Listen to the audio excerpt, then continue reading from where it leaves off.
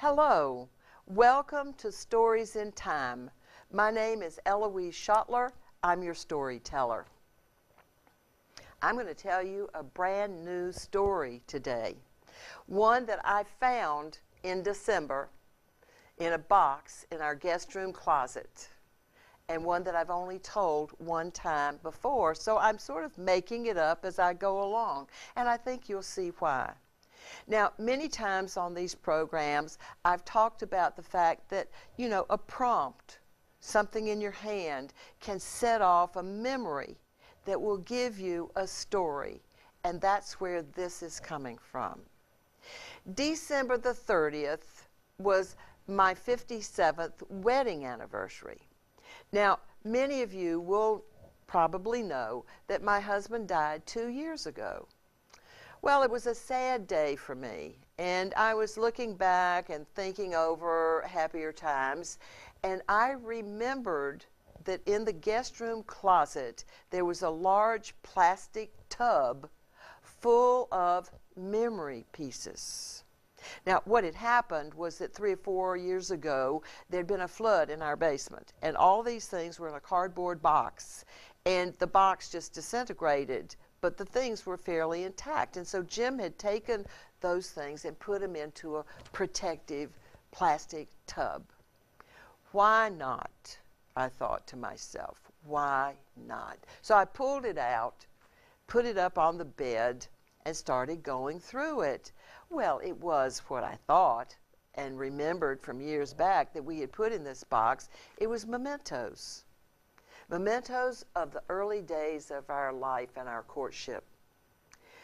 There was a little bride and groom, just a little beat up, but in really good condition, actually, from the top of our wedding cake. And in a plastic bag, there was a clump of what was once red roses that were sort of misting away. They were just shaking apart. That was the corsage from the rehearsal dinner, that I had worn that at the rehearsal dinner. And there were stacks of letters. The first year that we were dating, Jim went home to California for 3 weeks in the summer. We were living in Baltimore, went home for the summer, and I was a very young nursing student, and I wrote him every day. And he had kept all of them. Now, as I sat through and read those letters, I was a little embarrassed. Have you ever gone back and read letters that you wrote when you were 18 years old? Well, just wait. I hope you find some. But then I found this. Now, you may not be able to see what it is. It's a Hallmark date book from the year 1955. They used to give them away in the drugstore, and this one comes from the Manhattan Drug Company on Monument Street in Baltimore, which was right across from the entrance to the emergency room at Johns Hopkins Hospital, where I was a nursing student, and where the guy that I had eyes on was a medical student. And on those little squares are marked not a lot of journal entries, but it's marked at least what I did or had to do for that particular day. And as I looked through it, it all came back to me. The story was just right there in my hands, thanks to this little book. Now, the backstory on this is that I left Charlotte, North Carolina in 1954, September 1954, and went to Baltimore. I took the Southerner, the all-night train, and arrived in Baltimore on a Sunday morning to begin nurses training. So that Sunday morning, I was busy getting from the train to the nurses' home and getting my bags into my room, and I did not get to Mass until the next Sunday. Now, it turned out that St. Michael's Church, a red brick, ordinary neighborhood church, was just 2 blocks up Monument Street, little left at North Washington, and there you were. So Sunday morning, I went up for the 12:30 Mass. there were all these people in there, you know, and it was a motley group, but it told me where I was. There were some nurses that had run over, some student nurses wearing blue uniforms, some real nurses wearing white uniforms, and all the different caps identifying where they had gone to school. And then there were young to old guys in there that were wearing either lab coats, which meant that they were professorial, or they were a medical student, or they had on scrubs, meaning that they had just come from the operating room, or they were working where they needed scrubs, or hey, maybe they were technicians, I don't know. It set the mood for who the crowd was.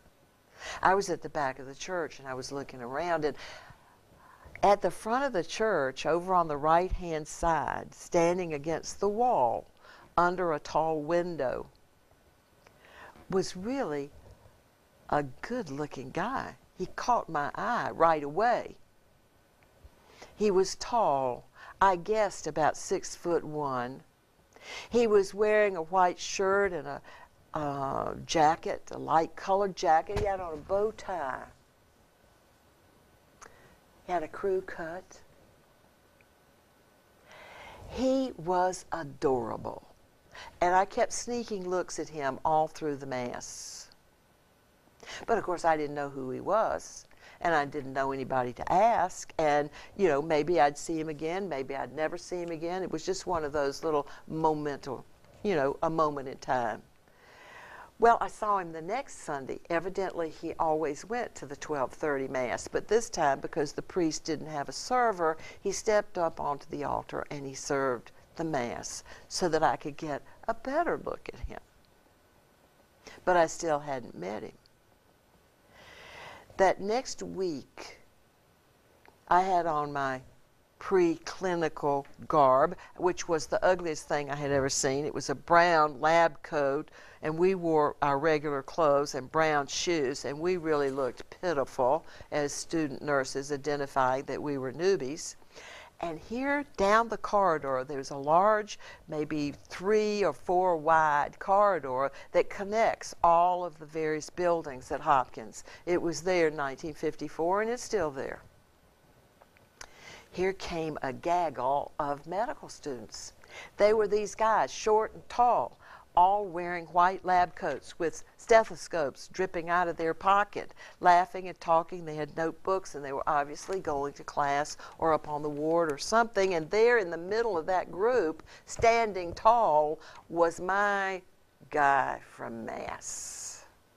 Oh, he was just as cute this close as he had been from a distance. But I still didn't know who he was. Now, the next Saturday night, there was a mixer. That's how they used to do it, you know, at the nurse's home. And I saw him come in. Well, I had on my red jumper, my power dress, and so I thought, surely he'll notice me here. But he turned around and he left. That was a downer. But the next week, a classmate of mine who was dating a second-year medical student took me aside and said, Eloise, George says that he's got a guy in his apartment that he shares his apartment with that wants to go to the Phi Chi, the fraternity party, and needs a date. And I told him I'd find somebody. Are you interested? Well, what does he look like? What did he tell you about him? Well, not too much, but he said he's really a nice guy. He thought he would be okay. And so I said, yes, I would go. And that night, when the buzzer rang to let me know somebody was waiting for me, I walked down the steps. I didn't take the elevator. I took the steps. And I was wearing my red jumper, my power dress, which I knew really looked good on me. It had a little under thing with a turtleneck, and it peeked in at the waist with a wide skirt. Looked kind of like those things Debbie Reynolds wear in the movies. They were there standing near the door, Betty, and who evidently was her friend George. And there was a guy, a tallish guy, wearing a brown cashmere sweater, a little bow tie, his crew-cut hair, and it was my guy from the church. Eloise, this is Jim Schoettler. I had finally met him. We walked up the street to the Phi Chi house, which they were renting a storefront. They had a jukebox in there, so there was dancing, there was conversation. We seemed to feel comfortable with each other right from the beginning. I liked the fact that he was so tall, so much taller than I was. And we had a nice time, and we went back to the nurse's home, and he dropped me off, and I didn't know whether he would call me or not. He didn't say that he would. He had just told me about how busy he was. He was a second-year medical student. There was a lot that they were having to study and blah, blah, blah. But 2 weeks later, he did call to go to see On the Waterfront, Marlon Brando. The big new movie was playing downtown because he needed to write a paper for psychiatry from it. And that began what was a regular thing. Either see for coffee, go to the movies, as we got to know each other and became closer and closer. At Christmas time, I got ready to go home for 3 weeks on vacation, and I had arranged for a friend of mine who was a Harvard student that we would go home on the same train. Buck and I corresponded. We were good friends. And when Jim took me to the train in Baltimore, he could see Buck Griffin inside that train. And so when he got ready to put me on the train, he just grabbed hold of me in this big bear hug and gave me a kiss that sent a message to Buck that this was a couple. This was the couple. He was going to pick me up, but he didn't know when I was coming in. So in those days, remember, there were no telephones, no cell phones. Those guys didn't have telephones. They didn't have the money to have a private phone. So I wired him when I was going to come, and he picked me up. And that's the start of this calendar. Jim met me, and we went out to lunch and to a show. And then that's January. And it's hot every day. Jim met me. We went to coffee. Jim called. Jim didn't call. And then in February, on February the 6th, a little note in ink, Jim told me he loved me. That was a very important day for me. It really was. And we continued to date through Valentine's Day, and he brought me one single red rose. And that was his signature gift for every Valentine's. But then something must have come up, because on March the 5th, he said we were done. It was over. And my little heart was smashed. He got scared because we were really very serious. But he came back. And in July, he asked me to marry him. And the last note in this calendar is December the 30th, 1955, when Jim Schoettler and I got married in Charlotte, North Carolina, and then boarded the train and rode back to Baltimore to begin our life together. Look at your calendars. Check your notebooks. There are going to be stories here for you that you don't even expect to find, just like I didn't expect to find this wonderful little calendar. Thank you very much. Come back for another story.